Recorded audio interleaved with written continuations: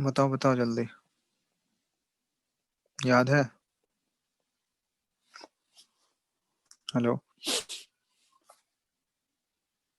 Sir effect of dilution बताए थे।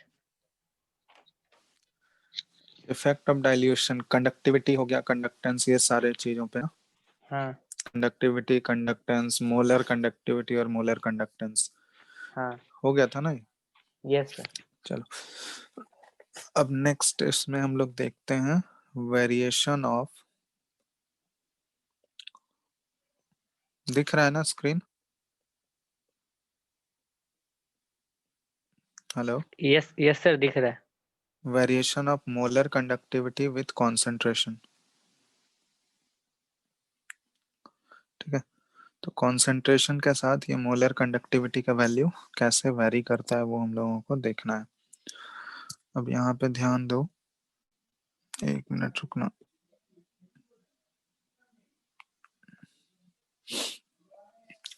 तो यहाँ पे दो अलग अलग होता है कि एक, अगर वेरिएशन हम लोग दो तरीके से चेक करते हैं। पहला फॉर स्ट्रॉन्ग इलेक्ट्रोलाइट, ठीक है, कि जो इलेक्ट्रोलाइट हम लोग यूज कर रहे हैं वो स्ट्रॉन्ग इलेक्ट्रोलाइट होगा, और दूसरा वीक इलेक्ट्रोलाइट। तो स्ट्रॉन्ग इलेक्ट्रोलाइट के केस में अलग वेरिएशन होता है, वीक के केस में अलग होता है।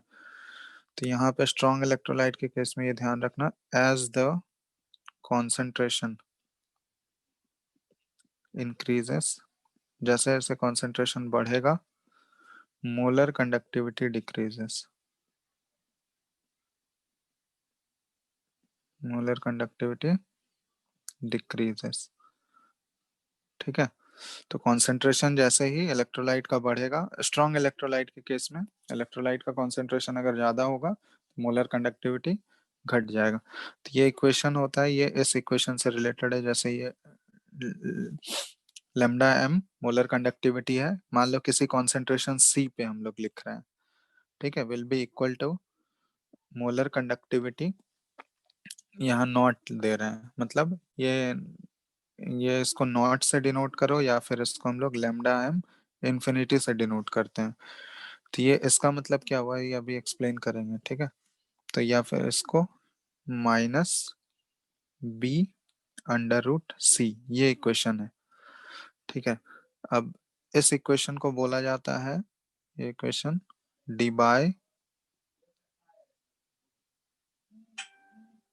हकल ऑन सैगर इक्वेशन,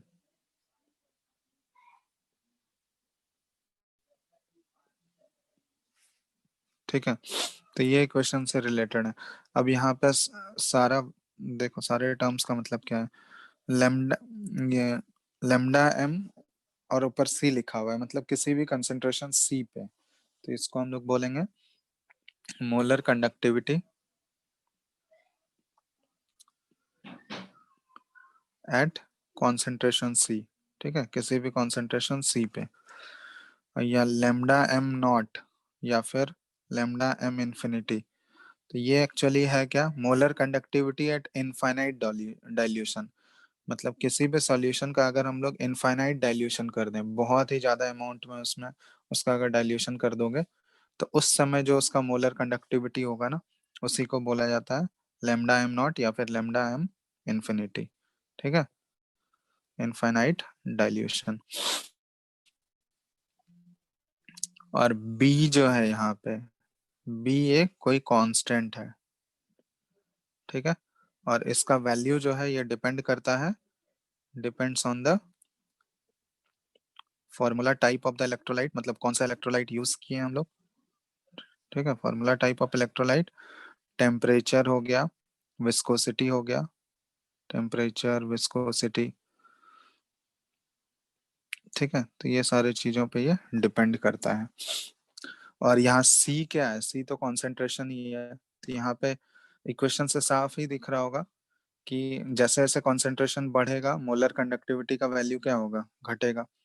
दिख रहा है ना, क्योंकि ये इक्वेशन अगर इसको ग्राफिकली अगर हम लोग रिप्रेजेंट करना चाहें तो ग्राफिकली ये इक्वेशन किस टाइप का आएगा, कुछ ऐसा। यहाँ पे एक्स एक्सिस पे हम लोग ले रहे हैं molar conductivity at concentration, sorry Y axis पे molar conductivity at concentration C, और एक्स एक्सेस पे अंडर रूट सी ले रहे हैं। बताओ तो ग्राफ का नेचर कैसा आएगा? ग्राफ का नेचर कैसा आएगा सर बताओ? स्ट्रॉन्ग इलेक्ट्रोलाइट के लिए स्ट्रेट लाइन हाँ, स्ट्रॉन्ग विद सम इलेक्ट्रोलाइट के लिए ही स्लोप। बात कर, स्ट्रेट लाइन आएगा, ठीक है, और ये कुछ स्लोप के साथ ऐसे जाएगा। तो ये जो है, ये इंटरसेप्ट का वैल्यू कितना होगा बता सकते हो? ये जो इंटरसेप्ट आ रहा है, इंटरसेप्ट का वैल्यू कितना होगा?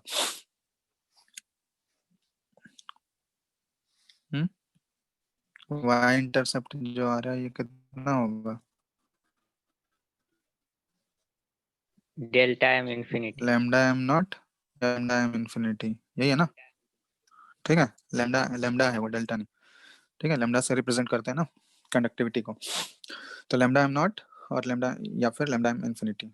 ठीक है, तो वो हो गया तुम्हारा इंटरसेप्ट। और ये स्लोप इस इक्वेशन का अगर पूछा जाए तो स्लोप किसके इक्वल है? माइनस बी के इक्वल होगा ना। तो ये ध्यान रखना, ये स्ट्रॉन्ग इलेक्ट्रोलाइट के लिए ये रिलेशन है।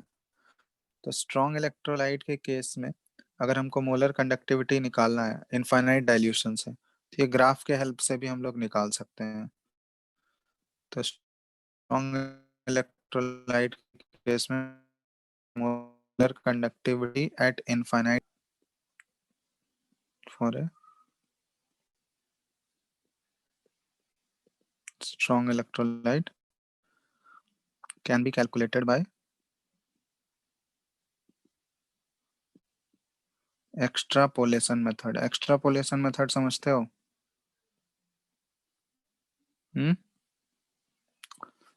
एक्स्ट्रापोलेशन मेथड सुने हो या नहीं सुने हो? No sir. एक्स्ट्रापोलेशन मेथड होता है कि ग्राफ के हेल्प से, ठीक है, ग्राफ का अगर कोई दो पॉइंट तुमको पता है तो उस ग्राफ के दो पॉइंट के हेल्प से हम लोग वाई इंटरसेप्ट का वैल्यू निकाल सकते हैं ना। उस ग्राफ का इक्वेशन आ जाएगा, दो पॉइंट गिवन है अगर, तो उस ग्राफ का इक्वेशन आ जाएगा। और इक्वेशन अगर तुमको मिल गया एक बार यस सर। ग्राफ का, तो उसके हेल्प से हम लोग वाई इंटरसेप्ट का वैल्यू निकाल सकते हैं, निकाल सकते हैं ना। Yes sir. तो वही होता है एक्स्ट्रापोलेशन मेथड, ठीक है। तो स्ट्रॉन्ग इलेक्ट्रोलाइट के केस में अगर मोलर कंडक्टिविटी निकालना है इनफाइनाइट डाइल्यूशन पे कितना होगा, तो वो ग्राफ के हेल्प से अगर दो पॉइंट्स हमको गिवन है तो एक्स्ट्रापोलेट करके हम लोग वो फाइंड आउट किया जा सकता है। तो ये स्ट्रॉन्ग इलेक्ट्रोलाइट के लिए था कि variation of molar conductivity with concentration कैसे होता है। नेक्स्ट हम लोग देख रहे हैं for weak electrolyte.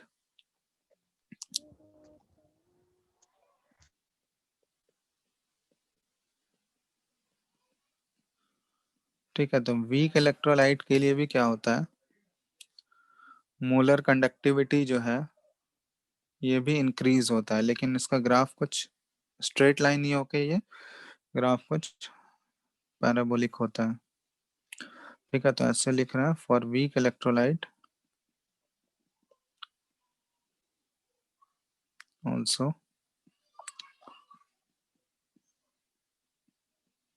Molar conductivity increases on dilution.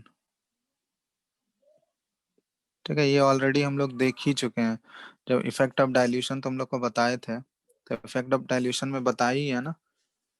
Effect of dilution में चेक करो कि डाइल्यूशन करने से मोलर कंडक्टिविटी या फिर इक्विवेलेंट कंडक्टिविटी का वैल्यू क्या हो रहा था, बढ़ रहा था या घट रहा था? चेक करो तो। सर बढ़ रहा था ना। बढ़ रहा था, तो वही चीज यहाँ पे है ना कि वीक इलेक्ट्रोलाइट के लिए भी अगर हम लोग अगर हम लोग उसका डाइल्यूशन करें तो उसका मोलर कंडक्टिविटी का वैल्यू क्या हो जाएगा? बढ़ेगा। मोलर कंडक्टिविटी का वैल्यू बढ़ेगा। तो स्ट्रॉन्ग और वीक इलेक्ट्रोलाइट दोनों के केस में अगर डाइल्यूशन करोगे तो उसका मोलर कंडक्टिविटी बढ़ेगा, ठीक है। लेकिन दोनों का नेचर कुछ अलग होता है। यहाँ पे ऐसे भी देख सकते हो, जैसे वीक इलेक्ट्रोलाइट है, मान लो कोई एसिड है, वीक एसिड Ha लेते हैं, तो वीक एसिड क्या होता है, पूरा पूरा डिसोसिएट तो करता नहीं है, पार्शियली डिसोसिएट करता है ना, आयनाइज करता है। तो इसके लिए अगर हम लोग लिखना चाहें, अगर मान लो डिग्री ऑफ डिसोसिएशन अल्फा है, तो इनिशियल कंसेंट्रेशन सी अगर है, तो इक्विलिब्रियम पे क्या हो जाएगा, सी इंटू वन माइनस अल्फा, ये सी अल्फा और ये भी सी अल्फा। तो डाइल्यूशन अगर करोगे, और डाइल्यूशन करने से क्या होता है, इसके लिए तुम लोग ये अल्फा का अगर हम लोग निकालना चाहे तो √Ka/C होता है वीक एसिड के लिए। अल्फा का वैल्यू √Ka/C होता है ना, एंड के हो गए ये, क्यों यानी अल्फा डिग्री। हाँ, तो यहाँ पे K है डिसोसिएशन कांस्टेंट ऑफ एसिड। तो यहाँ पे तुमको बोला जा रहा है कि डाइल्यूशन कर रहे हैं अगर हम लोग, तो डाइल्यूशन किसी भी सब्सटेंस का डाइल्यूशन करोगे तो कॉन्सेंट्रेशन क्या हो जाएगा, डिक्रीज हो जाएगा। डाइल्यूशन करने से वॉल्यूम बढ़ेगा, वॉल्यूम बढ़ेगा तो कॉन्सेंट्रेशन घट जाएगा। तो कॉन्सेंट्रेशन अगर घट गया तो अल्फा क्या हो जाएगा, बढ़ जाएगा ना, इंक्रीज करेगा। ठीक है। तो इसी को बोला जाता है ऑसवाल्ड डाइल्यूशन लॉ। ये जो इक्वेशन आया है ये ऑसवाल्ड डाइल्यूशन लॉ से आया है, ठीक है। तो ये ऑलरेडी हम लोग देख चुके हैं इससे पहले वाले लेक्चर में कि डाइल्यूशन करने से मोलर कंडक्टिविटी पे क्या फर्क पड़ता है या फिर इक्विवेलेंट कंडक्टिविटी पे क्या फर्क पड़ता है, ठीक है। तो वीक इलेक्ट्रोलाइट के केस में ग्राफ का नेचर कुछ इस टाइप का आता है। ग्राफ जो है स्ट्रॉन्ग इलेक्ट्रोलाइट के केस में तो स्ट्रेट लाइन था with negative slope. Weak electrolyte के केस में यहाँ पे ग्राफ स्ट्रेट लाइन ही है, ये पैराबोलिक ग्राफ होता है, ठीक है,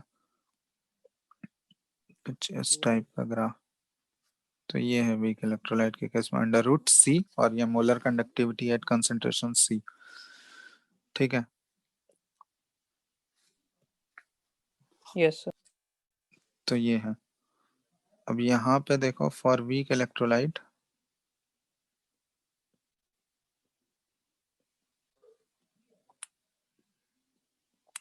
ये एक्सट्रापोलेशन मेथड से इसका हम लोग इनफाइनाइट डाइल्यूशन वाला पॉइंट नहीं निकाल सकते हैं, ठीक है।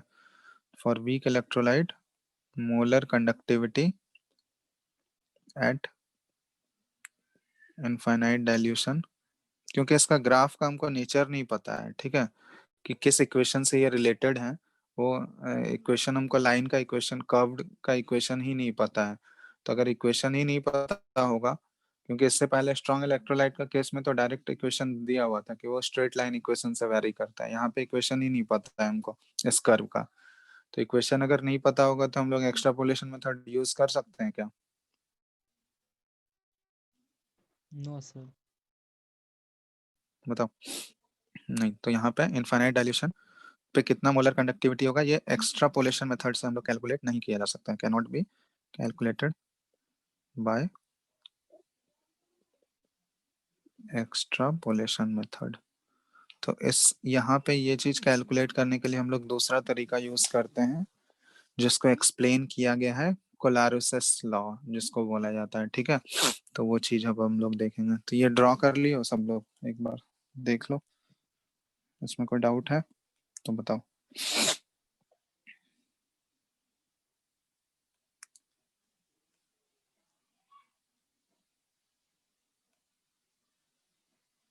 ठीक है, नोट कर लियो ना, यस सर, नोट कर लिए हैं। कोई डाउट है इसमें, बताओ। No sir. चलो, तो इसमें अगर डाउट नहीं है तो हम लोग आगे बढ़ते हैं नेक्स्ट। हाँ, तो ये वीक इलेक्ट्रोलाइट के लिए अगर तुमको फाइंड आउट करना है मोलर कंडक्टिविटी कितना होगा इनफाइनाइट डाइल्यूशन पे, तो उसके लिए कोलारुसस का लॉ है, ठीक है। तो वो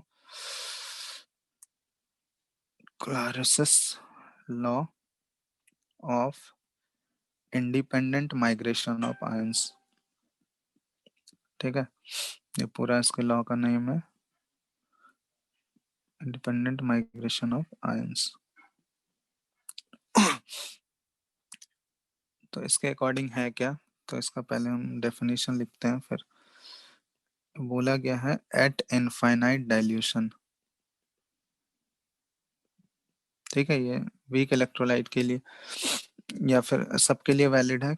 तो यहाँ पे देखो ये क्या बोला गया है, एट इनफाइनाइट डाइल्यूशन किसी भी सब्सटेंस का अगर इनफाइनाइट डाइल्यूशन करोगे तो इनफाइनाइट डाइल्यूशन करने पे क्या होता है, each ion makes a definite contribution towards molar conductivity of the electrolyte irrespective of the nature of the ion with which it is associated, and the value of molar conductivity at infinite dilution for any electrolyte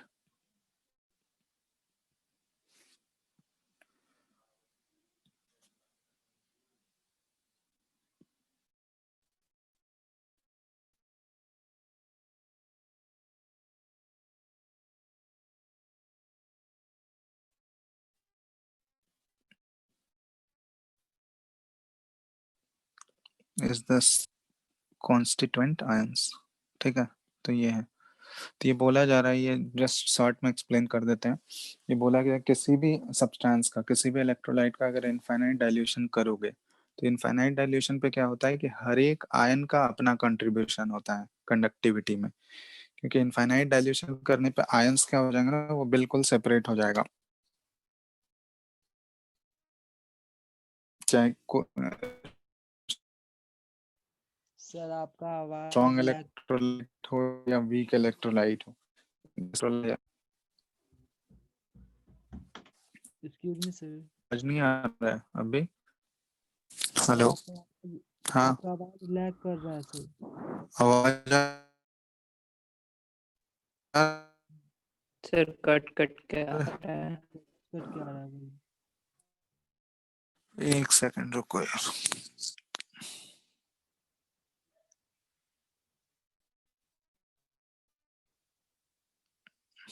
एक हम्म,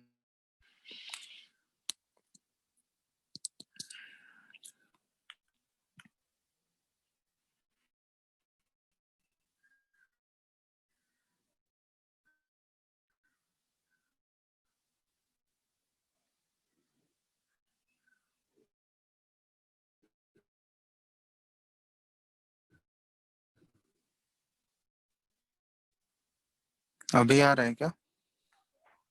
अभी तो आया sir.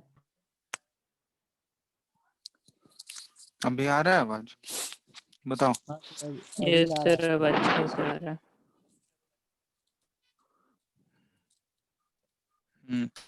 चलो यहाँ पे देखो, ये बता रहे थे ना, कोलारोसिस लॉ एक्सप्लेन कर रहे थे। आ रहा है ना, पहले ही बोल दो। ये सर आ रहा है। हाँ सर आ रहा है। आ रहा है अब? वो लग गया है कि किसी भी इलेक्ट्रोलाइट इधर वो स्ट्रॉन्ग सर आवाज सर फिर कटने लगा सर। फिर कट रहा है। हाँ सर और स्क्रीन बहुत देर से वो फ्रीज हो गया।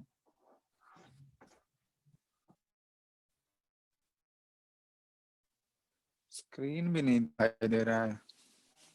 अब तो दिखाई दिया सर, मतलब फ्रीज हो गया था, अब जस्ट देख, दिखाई दिया।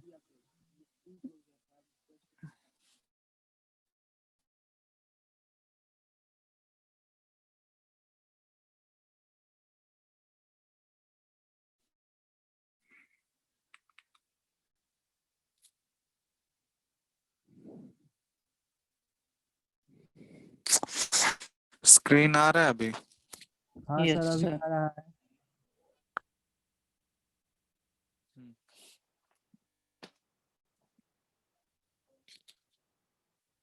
देखो अभी ठीक है। अब आवाज नहीं आएगा तो बोलना। आ रहा है? हाँ सर अभी आ रहा है। हेलो, आवाज आ रहा है सर अभी। अरे स्क्रीन पे दिख रहा है ना? Yes sir. हाँ, तो ये बोला जा रहा है कि इनफाइनाइट डाइल्यूशन अगर करेंगे हम लोग किसी भी इलेक्ट्रोलाइट का, इधर वो स्ट्रांग हो या वीक हो, तो बोला गया कि इनफाइनाइट डाइल्यूशन करने पे हर एक आयन का अपना एक इंडिविजुअल कंट्रीब्यूशन होता है मोलर कंडक्टिविटी में। ठीक है, फिर वो डिपेंड नहीं करता है कि वो आयन जो है वो स्ट्रॉन्ग इलेक्ट्रोलाइट से आया है या वीक इलेक्ट्रोलाइट से आया है, क्योंकि किसी भी इलेक्ट्रोलाइट का अगर इनफाइनाइट डाइल्यूशन कर दोगे तो उसमें जो भी आयंस निकलेगा उससे उस आयन का एक पर्टिकुलर डेफिनेट कंट्रीब्यूशन होगा मोलर कंडक्टिविटी में। ठीक है, तो जैसे मान लो फॉर एग्जांपल हम लोग ले रहे हैं, जैसे मान लो हमको लिखना है NaCl है, जैसे NaCl एक इलेक्ट्रोलाइट है, ये स्ट्रॉन्ग इलेक्ट्रोलाइट है या वीक है बताओ तो। स्ट्रॉन्ग है Na सर। स्ट्रॉन्ग है, तो इसका अगर हमको मोलर कंडक्टिविटी लिखना है, molar conductivity at infinite dilution NaCl का क्या होगा, तो ये क्या हो जाएगा, will be equal to molar conductivity of Na plus plus minus sorry plus molar molar conductivity molar Cl conductivity Cl minus. ठीक है, जैसे मान लो हमको लिखना है NH4OH का, ये वीक इलेक्ट्रोलाइट है।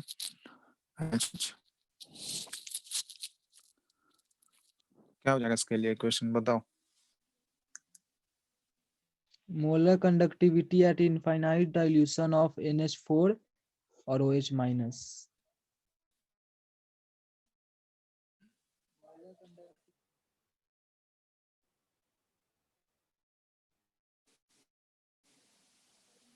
मोलर इनफाइनस और plus OH plus minus, OH यही माइनस।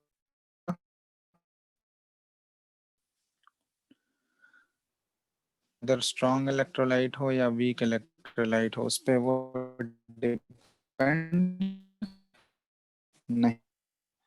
थोड़ा सा सर नहीं कर दिक्कत हो रहा रहा है। है सर, ठीक है, थोड़ा आपका अब आवाज में सर दिक्कत हो देखो रहा है। इससे रिलेट कैसे करना है इसको,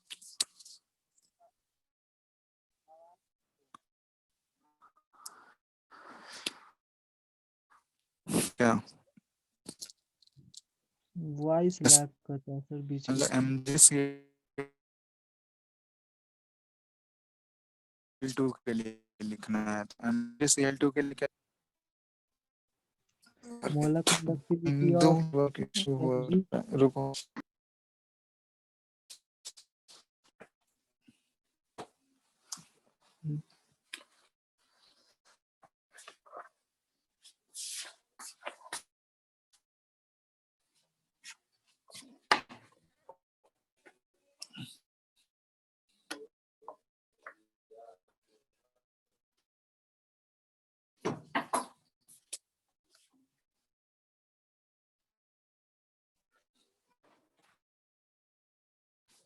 हेलो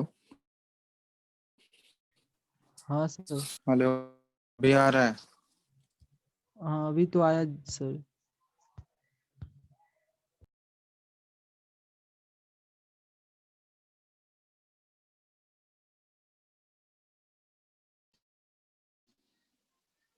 हम्म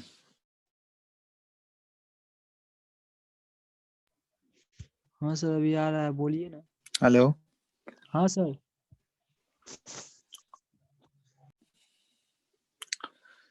स्क्रीन दिख रहा है, अब बताओ। स्क्रीन अभी तो नहीं दिखा। हाँ अब दिखा।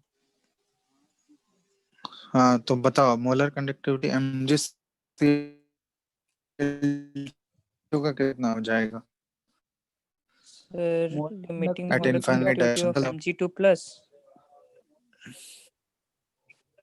Mg2 प्लस Mg2 प्लस, हाँ Or और 2 plus into molar conductivity limiting control. Minus. हाँ टू टू टू टाइम्स हो जाएगा क्योंकि दो Cl माइनस है अब। ठीक है, तो ये plus 2 times molar conductivity at infinite dilution for Cl minus. ठीक है, लिख यस सर। लिखने चलो, अब देखो इसको अप्लाई कैसे करना है एप्लीकेशन कोलैबोरेशन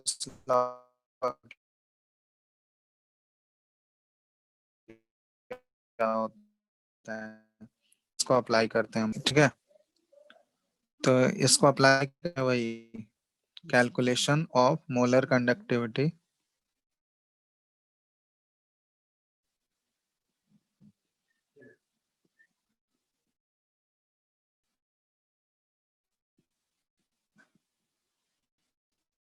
एट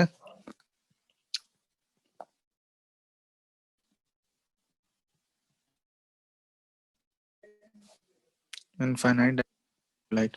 तो वीक इलेक्ट्रोलाइट का अगर हमको मोलर कंडक्टिविटी निकालना है इनफाइनाइट डाइल्यूशन पे, तो उसके लिए ये अप्लाई होता है। तो जैसे क्वेश्चन दे रहे हैं, क्वेश्चन के थ्रू इसको जो दिख रहा है ना question,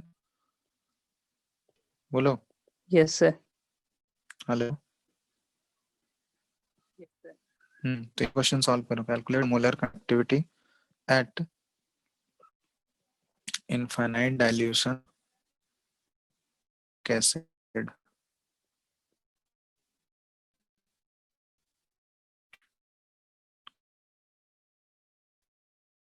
from the following data. CH3COONA, इसका मोलर कंडक्टिविटी दिया हुआ है इनफाइनाइट डाइल्यूशन पे।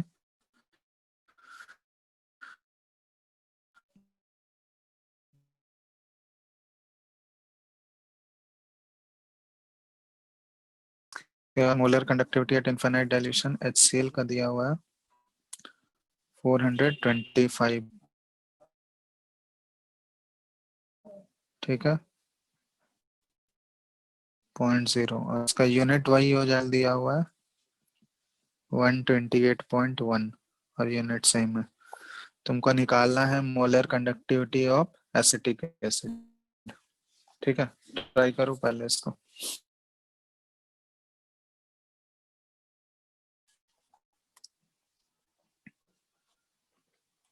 दिख रहा है?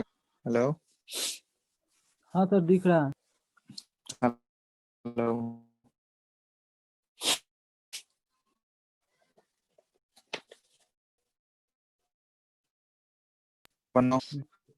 दिख रहा है सर।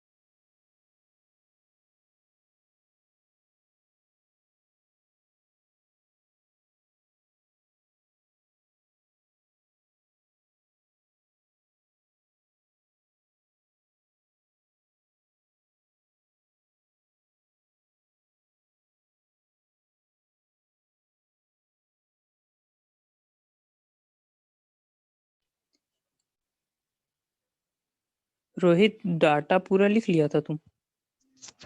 हाँ जो सर डाटा दिए थे वो पूरा डाटा लिख लिया था? हाँ लिख लिए थे। क्या कहते हैं HCl, क्या कहते हैं HCl का क्या बताया था सर? 425 425 यस। 400 25 और NaCl का 128 और उसके बाद NaCl का भी दिए थे क्या? हाँ 128.1 128.1। अच्छा, थैंक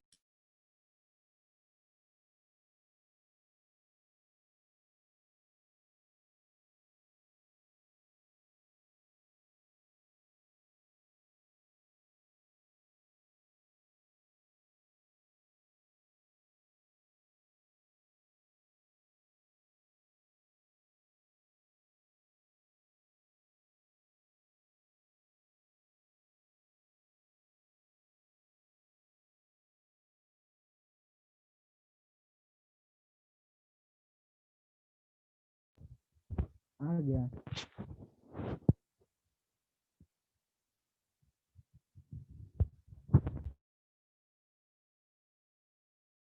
तुम्हारा कितना है? 393.5।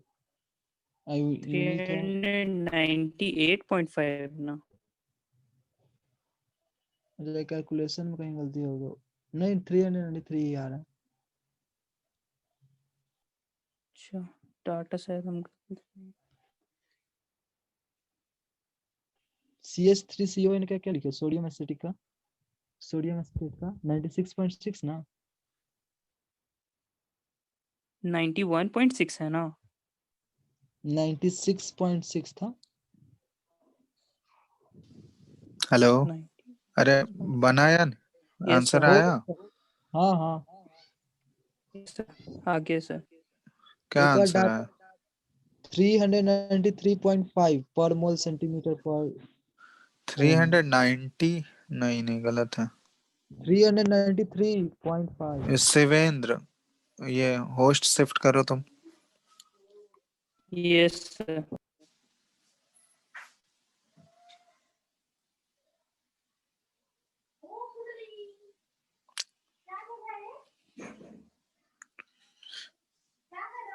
हाँ, अब दिख रहा है।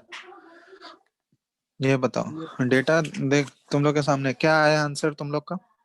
Sir recording 398.5। नहीं हो रहा। रिकॉर्डिंग तो हो रहा है,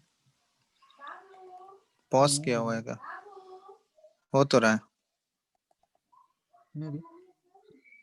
हाँ सर, हो रहा है, हो रहा है। आंसर कितना आया? 300? 98.5। अच्छा, 1 मिनट रुको।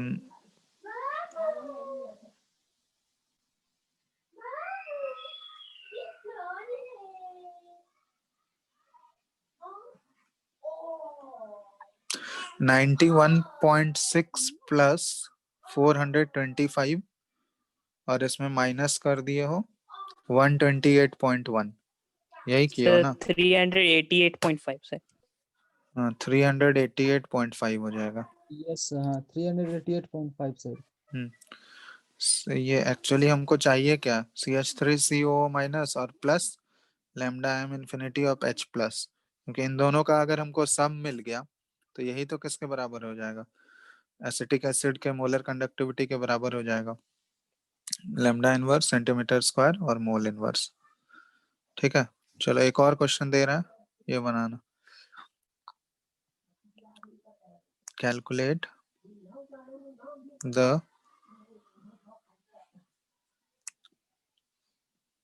molar conductivity at infinite dilution for NH4OH। ठीक है,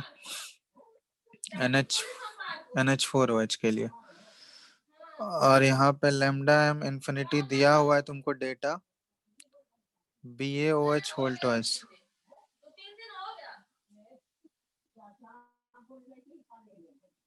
523.8। ठीक है, और यूनिट यही है, lambda inverse, sorry ohm inverse centimetre square mole inverse. दूसरा दिया हुआ है तुमको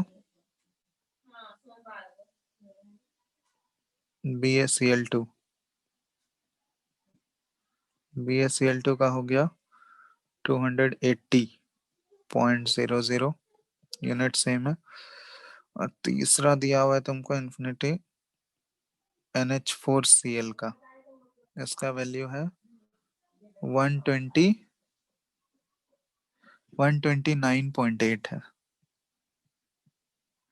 ठीक है, दिख रहा है ना वैल्यूज?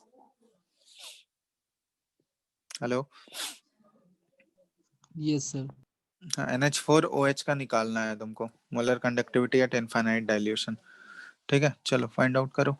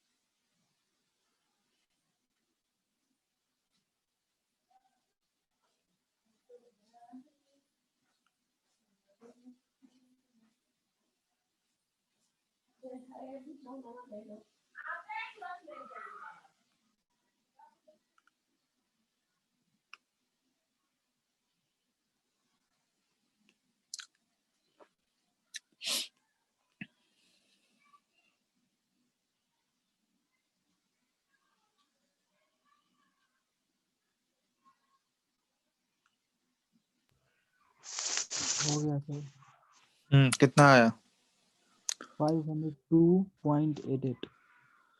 नहीं गलत है। 251.44। हाँ 251.44 सही है। तो lambda M in at infinity NH4OH का हो जाएगा, ये है 251.44।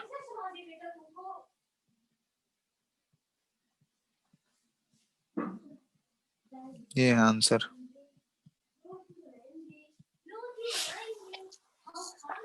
सर सबका आ गया? इसी को लिमिटिंग मोलर कंडक्टिविटी क्या कहते हैं? किसको?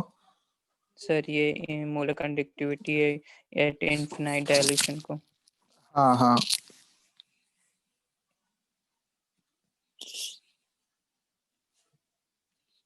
आ गया सबका ये आंसर। Yes sir. तुम्हारा जी? और कौन बोल रहा था? हाँ सर आ गया। ये सेम आ गया 251.44। कहाँ गलती किए थे?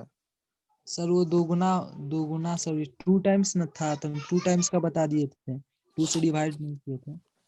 NH4 चलो चलो, तो ये है कोलारोसिस लॉ। ये कंप्लीट हो गया ना? इसमें कोई डाउट है किसी को? बताओ, इसमें कोई डाउट है? No sir. नहीं। चलो आगे नेक्स्ट टॉपिक में इसमें बढ़ते हैं। इसमें नेक्स्ट टॉपिक जो है ये कंडक्टोमेट्रिक टाइट्रेशन के बारे में पढ़ना है, लेकिन उससे पहले हम लोग एक चीज देख रहे हैं। हेलो। Yes sir. तो कंडक्टोमेट्रिक टाइट्रेशन के बारे में पढ़ना है, ठीक है। बैटरी वाला पार्ट तुम लोग अपने से पढ़ लेना, ठीक है।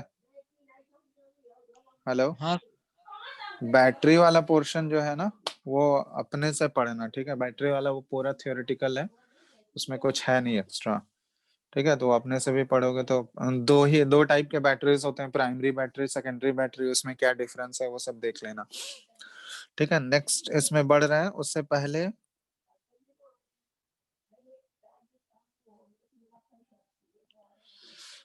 एक मिनट रुको। स्क्रीन दिख रहा है तुम लोगों को? हाँ सर। चलो, आयनिक मोबिलिटी, ठीक है। नेक्स्ट टॉपिक स्टार्ट कर रहे हैं, आयनिक मोबिलिटी। आयनिक मोबिलिटी को म्यू से डिनोट किया जाता है, ठीक है। आयनिक mobility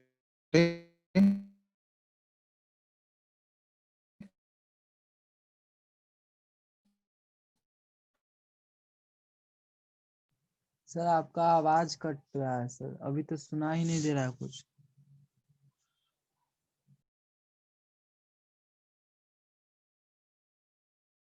is seven seven denoted by mu.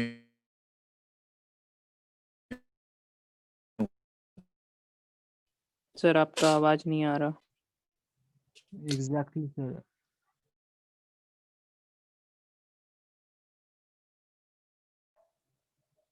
Sir आपका आवाज नहीं आ रहा है।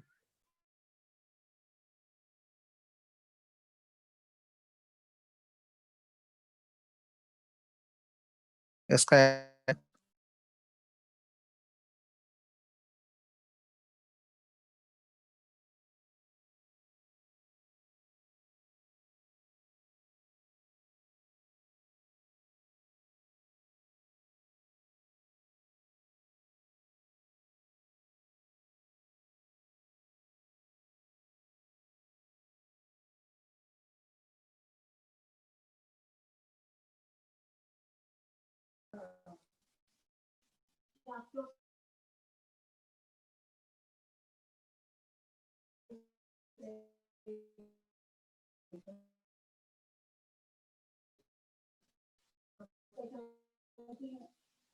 Hello hello hello Yes, sir.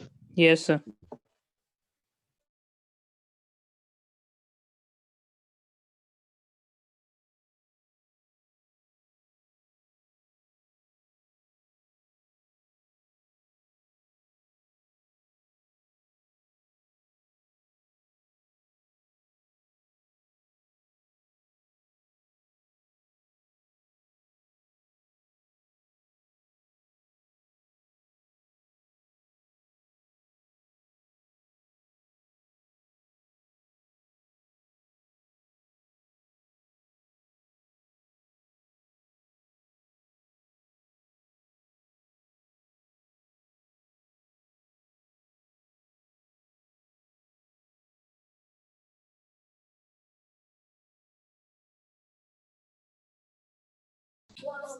Hello hello sir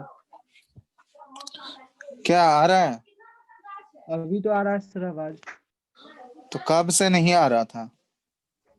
sir आयनिक मोबिलिटी जब स्टार्ट किया उसी समय से नहीं आ रहा था। आयनिक अभी मोबिलिटी दिखाई दिया था बस।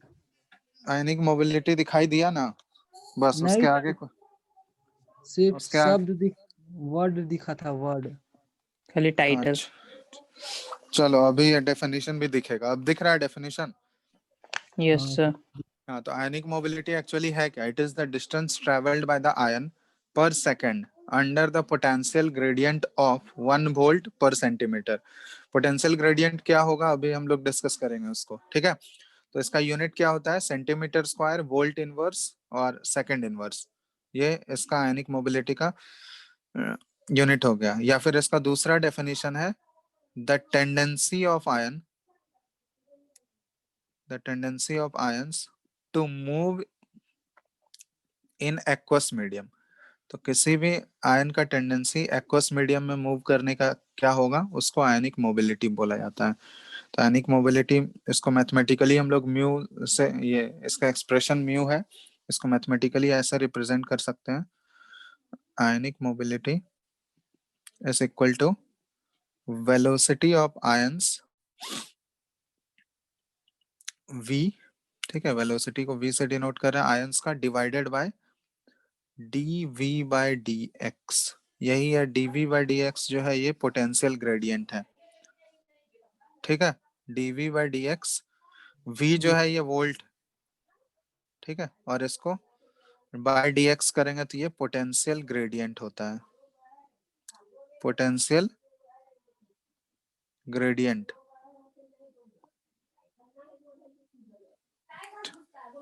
ठीक है, तो ये एक्चुअल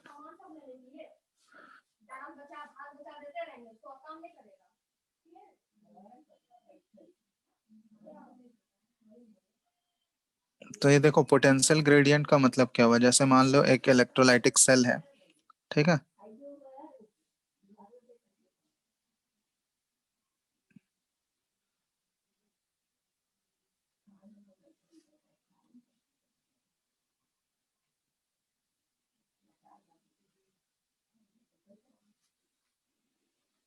इन दोनों के बीच का डिस्टेंस है x। आवाज आ रहा है ना? Yes sir. मान लो ये v वोल्टेज से कनेक्टेड है, ठीक है?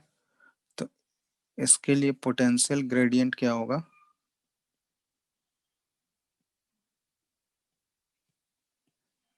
That is equal to dv by dx, ठीक है? और यूनिट जो होगा इसका वोल्ट पर मीटर इनवर्स, ठीक है? ये इसका यूनिट होता है, ठीक है? dv बाय dx हो गया पोटेंशियल ग्रेडियंट कि डिस्टेंस, ठीक है? डिस्टेंस वेरी कर रहे हैं तो उसके अकॉर्डिंग पोटेंशियल कितना वेरी होगा, या पोटेंशियल वेरी कर रहे हैं तो उसके अकॉर्डिंग डिस्टेंस क्या होना चाहिए। तो उसी का जो चेंज होता है ना, change in potential divided by change in distance, इसी को पोटेंशियल ग्रेडियंट बोला जाता है। इसका रेशियो जो लोगे इसी को पोटेंशियल ग्रेडियंट, और इसका यूनिट क्या होता है? वोल्ट पर मीटर इनवर्स। बात समझ में आया?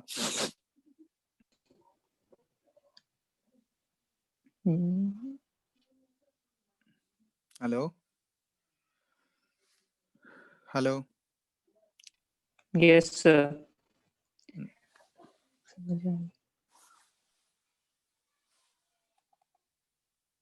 आवाज नहीं आ रहा है क्या? अभी भी आ रहा है? अभी तो कट जाता है आवाज।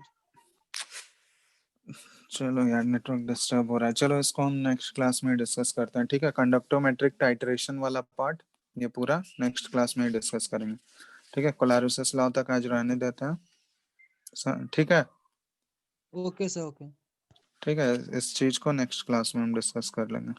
यहाँ तक तो हो गया है ना? यहाँ तक लिख लियो। यस सर, लिख लिए हैं। चलो इस चीज को नेक्स्ट क्लास में हम डिस्कस करते हैं। नेक्स्ट क्लास में ही पूरा टॉपिक हो जाएगा कंडक्टोमेट्रिक टाइट्रेशन, ठीक है? टाइट्रेशन वाला भी पार्ट कवर कर लेंगे नेक्स्ट। हाँ हाँ, ये भेज देंगे हम पीडीएफ ग्रुप में भेज देंगे। Okay sir, okay. चलो ठीक है।